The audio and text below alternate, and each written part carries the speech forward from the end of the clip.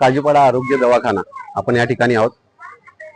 या दवाखान्याची एकदम दुर्दैवी अवस्था आहे आणि इथं अशी फॅसिलिटी दिलेली गेली आहे की पेशंट एखादा मेला तरी चालेल पण तो स्वतःहून येत नाही, कारण अशी कंडिशन याची आहे.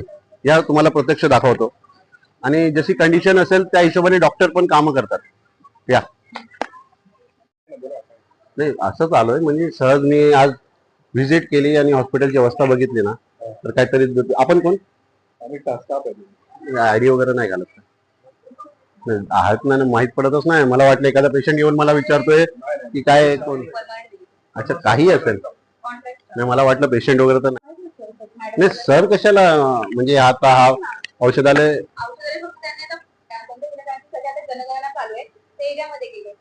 अच्छा म्हणजे डॉक्टरांना पण जनगणना दिलेली आहे. नाही नाही नाही, अरे पण औषध देणारा तर पण डॉक्टर असतो ना, जो डिस्पेन्सरी. हो फार्मासिस्ट, पण ह्यांना जनगणना म्हणजे खूप एवढं जास्त गरजेचं आहे. बघा हे सध्या महानगरपालिकेची अवस्था आहे. औषधालयावर ताळा लागलेला आहे. 9 ते 4 टायमिंग आहे, पूर्णपणे बंद आहे. बाकी बघू शकता अवस्था कशी आहे. हे वरचं बघा, हे मॉर्चरी रूम जरी असलं ना याच्यापेक्षा चांगलं असतं. एसी विसी लावलेलं असतं, बॉडी डॅमेज नाही झाली पाहिजे. इथं पेशंट डॅमेज झालं तरी चालतंय. कंडिशन बघू शकता. इथं 200 मीटरच्या अंतरावर शिंदे गटाचे आमदार श्री दिलीप मामा लांडे राहतात आणि जवळपास 150 ते 200 मीटरवरच प्रभाग आरोग्य समितीचे अध्यक्ष हरीश बांदिरके साहेब ते पण सुद्धा या ठिकाणी राहतात. मला त्यांना हात जोडून विनंती आहे, त्यावेळी ही जी अवस्था आहे खूप चांगलं आहे. अच्छा, म्हणजे तुम्ही हॉस्पिटलचे कर्मचारी अच्छा स्टाफ आहात, टेम्पररी आहात. म्हणजे कॉन्ट्रॅक्ट बेसिसवर. अच्छा स्वयंसेविका म्हणून. काय आयडी कार्ड वगैरे काही नाही तुम्हाला?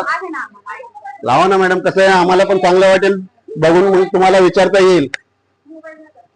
तुम्हाला फॅन वगैरे नाही बरं आहे, ते एलवटचे अधिकारी आहेत, ते एसी मध्ये बसतात, तुम्हाला ऑर्डर देऊन टाकतात घरोघरी जावा. आम्ही नसलं तर काहीच होऊ शकत नाही वॉर्डमध्ये. मॅडम तुम्ही खंबा, तुम्ही खालचे पिलर आहात. हे हो, पण कसं आहे ते वरती गेले अधिकारी. आम्ही काम देतो तेव्हा वरती जातात, पण आम्ही शून्य गणनेमध्ये आहोत त्यांच्या.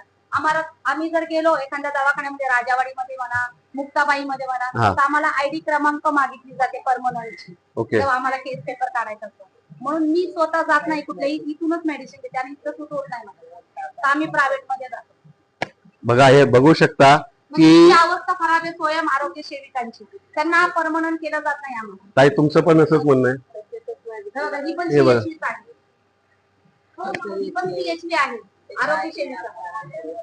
बघा आमचे आरोग्याची खात्री घेणारे ते बिचारे स्वतः या कंडिशन मध्ये आहेत की त्यांना चालता येईल, बोलता येईल.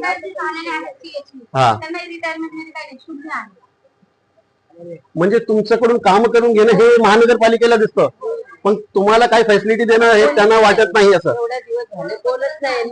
या ना मॅडम, तुम्ही आता बोलाल तर काय होतं माहितीये का, माघार. मॅडम तर बोललं पाहिजे. मॅडम आमचे स्थानिक आमदार आहेत ना, 200 मीटरवर राहतात. या ना मॅडम, काय त्रास आहे ज्यांना.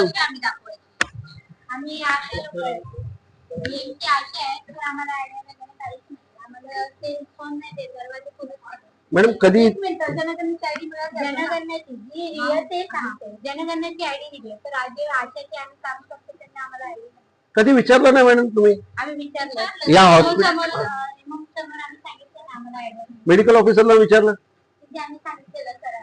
मॅडम एवढी दुर्दैवी अवस्था आहे, तुम्ही कसं काय राहता इथं, कसं काय जगताय? काय झालं होतं, एक दिवस कॅम्प होता, मी तिथे बसले होते, माझ्या बाजूला एक बाळ घेऊन बाई बसली, तेव्हाच पडलं. ते पडलं? हो, इथून पडलं. ते आम्हाला लागता वाचतो. आमचा सेंटर कॅम्प होता. येतात त्यांना तुम्ही कधी तक्रार वगैरे नाही केली?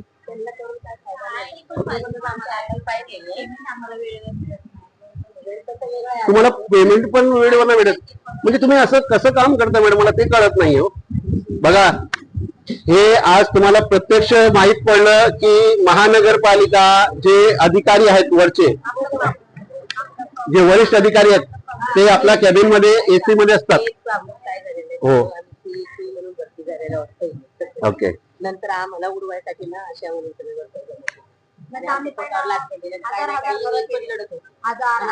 एकट्याला होते आम्हाला, एकट्याला तिथं आता 3-4 बघा या ताईंची अवस्था बघा. ते बिचारे स्वतः औषधं घेऊन आता दाखवत ताई, हे बघा, हे बघा, एक टॅबलेट घेऊन येत नाही काय नाही तरी पण आपण हे बिचारे टॅबलेट घेऊन आपला दिवस काढतायत. एवढं झाल्यानंतर ही लाज नाही वाटत की आम्ही तुम्हाला एसी अलाउड नाहीये केबिन मध्ये, तरी तुम्ही एसी मध्ये मस्त बसता झोपता, तुम्ही इकडे तिकडे हजेरी लावता. आमचे स्थानिक आमदार आहेत, त्यांच्याकडून हात जोडून विनंती आहे मामांना की एखादा लक्ष इथं पण द्यावं. दुसरे आमचे हरीश बांदिर्गे साहेब आहेत, जे आरोग्य समितीचे अध्यक्ष आहेत महानगरपालिकेचे. साहेब, तुमच्या घरातून 200 मीटर अंतरावर हा एक हॉस्पिटल आहे. जवळपास 10 ते 15,000 लोकांचं ही एक छोटी वस्ती जो हा हॉस्पिटल हँडल करते. तुमचं काही लक्ष नाही साहेब, थोडं लक्ष इथं पण द्या. VT, CST, बाकी इतर ठिकाणी बाबा हॉस्पिटल वगैरे खूप मोठं आहे साहेब, तिथं काही ना काही फॅसिलिटी भेटू शकते. पण इथले स्थानिक लोक कुठे जातील? इथले जे कर्मचारी आहेत त्यांना काही फॅसिलिटी नाही. ते बिचारे आजारी असतानाही त्यांना ID कार्ड इश्यू केलेलं गेलं नाहीये. ते आजारी असतानाही ते बिचारे काम करतायत, वेळेवर पगार नाहीये. आता त्यांना जनगणनाचं काम दिलं, तुम्ही बघू शकता. आणि मी नेहमी व्हिडिओ बनवणार. जेव्हापर्यंत महानगरपालिकेचे अधिकारी यांची झोप उडत नाही ना, तेव्हापर्यंत मी तुम्हाला इथं येऊन ना डेली मी तुम्हाला तुमचं विचारपूस करत जाईन आणि त्यांना पण व्हिडिओ पाठवत जाईन. त्यांना जेव्हापर्यंत लाज वाटत नाही.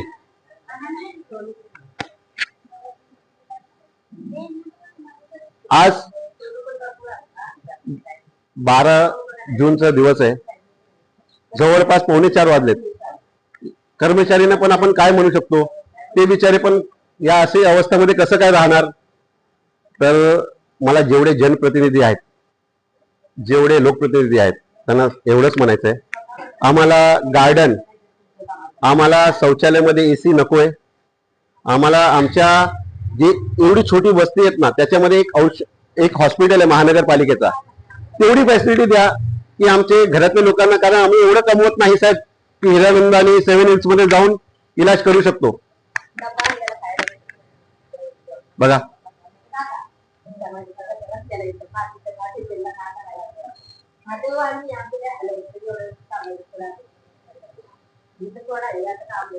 बघा एवढ्या लोकांमध्ये या ताईंनी हिंमत दाखवली. आणि तेवढं तर तुम्हाला वाटलं पाहिजे जनप्रतिनिधी असून.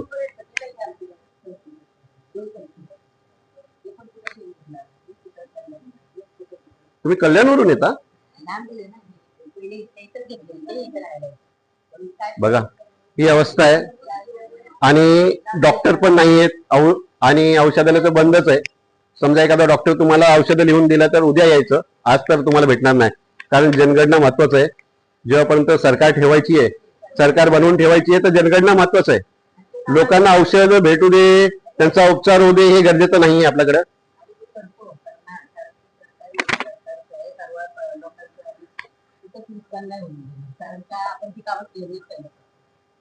ठीक आहे, इथंच थांबतो. परत उद्या परवा मी नेहमी तर येत राहीन.